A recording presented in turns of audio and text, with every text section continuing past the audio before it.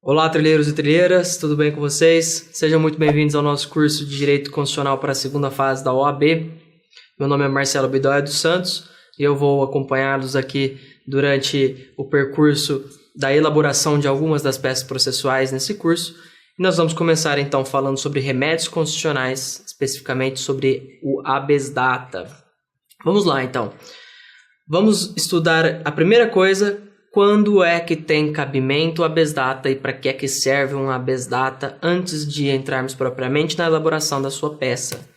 Então vamos lá, alguns apontamentos iniciais. O que é um habeas data? O habeas data é um remédio constitucional. Remédio constitucional é uma garantia fundamental. Então todo direito fundamental tem uma garantia correspondente para que ele seja assegurado. O remédio constitucional habeas data serve para assegurar o direito à informação, que consta lá principalmente no artigo 5º, inciso 14 e 33. Onde é que está previsto o habeas data?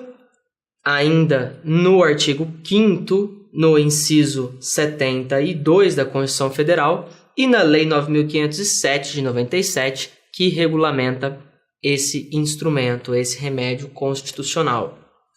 Quando é que vai caber o habeas data? Quando é que nós podemos entrar com uma ação habeas data?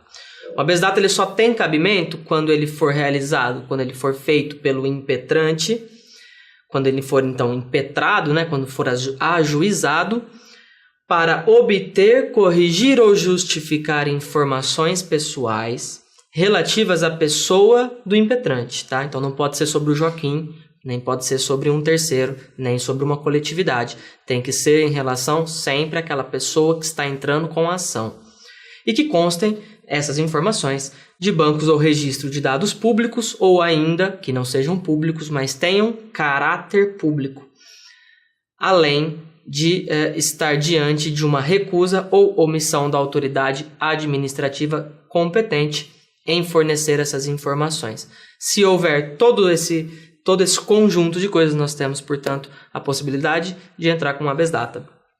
Antes de prosseguirmos mais especificamente sobre a sua análise, vamos falar só de algumas características. Primeiro, que o habeas data é uma ação gratuita por determinação constitucional, que vai ser reproduzida no artigo 21 da Lei 9.507.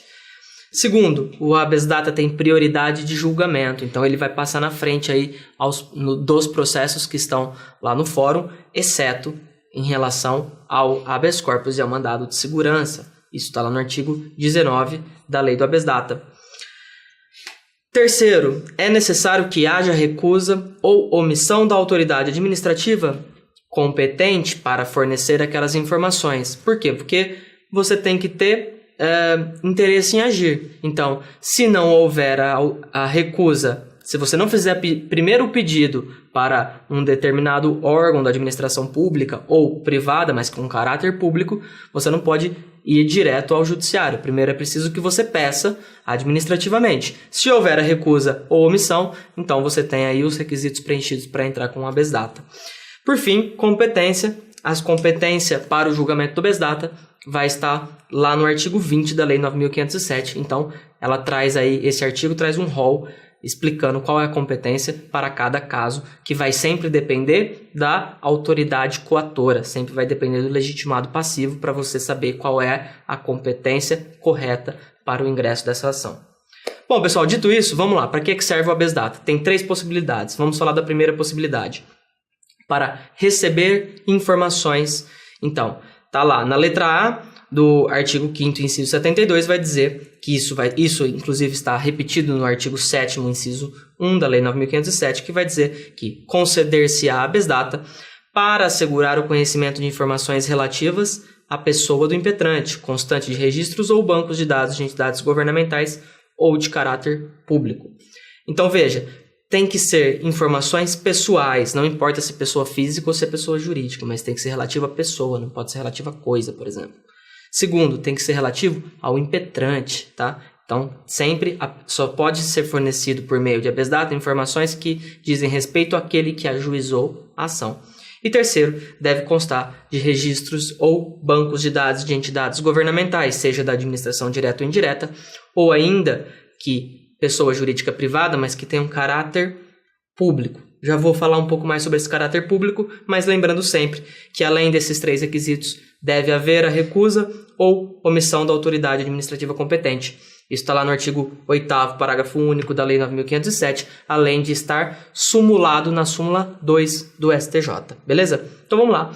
O que é esse banco de dados de entidade de caráter público? Isso vai ser definido pelo parágrafo único do artigo 1º da Lei do habeas data, que vai dizer: considera-se de caráter público todo registro ou banco de dados contendo informações que sejam ou possam ser transmitidas a terceiros ou que não sejam de uso privativo de órgão ou entidade produtora ou depositária das informações. Portanto, se uma pessoa jurídica de direito privado tem um banco de dados de informações que não é privativo do uso dela, ou que ela passa, ou que possa ser passado a terceiros, ela se enquadra como caráter público para as finalidades da Lei do habeas data. Um exemplo, pessoal, é o Serviço de Proteção ao Crédito, SPC ou SCPC, tá? Inclusive por determinação do Código de Defesa do Consumidor, como você vê aí na sua tela, artigo 43, parágrafo 4º, vai dizer que o Serviço de Proteção ao Crédito é entidade de caráter público. Então, se você quiser receber alguma informação do SPC a respeito da sua pessoa e eles negarem, você pode entrar com habeas data, tá? Segunda possibilidade de cabimento do habeas data, letra B do artigo 5º do inciso 72, vai dizer que é para retificar ou corrigir informações. Então, para retificar dados quando não se prefira fazê-lo por processo sigiloso, judicial ou administrativo. Nesse caso, você já tem a posse dos dados. Você já sabe que a administração pública ou aquela privada de caráter público tem dados a seu respeito, mas esses dados estão incorretos. Então, você quer corrigi-los. Óbvio que desde que você fundamente isso, né? Você justifique isso. Então, se você quer corrigir esses dados, você sabe que esses dados estão errados e há uma recusa ou omissão administrativa, você pode manejar o habeas data. A última possibilidade é para fazer anotações justificáveis, tá? Isso está contido lá no inciso 3 do artigo 7º da Lei 9.507, que vai dizer que conceder-se-á habeas data para anotação nos assentamentos do interessado de contestação ou explicação sobre dado verdadeiro, presta atenção, dado verdadeiro, mas justificável e que esteja sob pendência judicial ou amigável. Vou te dar um exemplo. Imagina que você foi avalista de um amigo seu e esse seu amigo não pagou uma dívida. O seu nome e o do seu amigo foram negativados no SPC. Você pode ligar nesse órgão de serviço de proteção ao crédito e requerer que eles escrevam lá: olha, essa dívida existe, mas eu não sou o devedor principal, sou meramente um avalista. E além disso, esse valor está sendo contestado na justiça. Essa é a última possibilidade, portanto, para o manejo do habeas data. Por fim, pessoal, apenas uma diferenciação assim que é importante para que você não caia em pegadinha na sua prova lá na OAB, tá? A habeas data não se confunde com o direito de obter certidões, que está lá no inciso 34 do artigo 5º, letra B, tá? Que diz que todo mundo tem direito de receber certidões das repartições públicas. Por quê? Porque nesse caso, esse direito aí de receber certidões, se você dá uma lidinha nesse inciso, você vai ver que ele está dizendo que essas certidões cabe para defesa de direitos e esclarecimento de sua situação pessoal. O habeas data não necessariamente você vai fazer defesa de direito nenhum, basta o simples desejo de conhecer as informações relativas à sua pessoa, tá? Então, no caso das certidões, se por acaso você precisar e for negado, você tiver uma recusa administrativa, você não entra com habeas data, você vai entrar com mandado de segurança, tá? Presta atenção nessa diferenciação. Por fim, se as informações não disserem respeito à sua pessoa, se forem informações a respeito de terceiros ou informações de interesse geral ou coletivo, né? Por exemplo, quando tem um concurso público e os critérios que foram utilizados lá são sigilosos e você quer saber quais são esses critérios. Então, temos uma informação aí de interesse geral ou coletivo.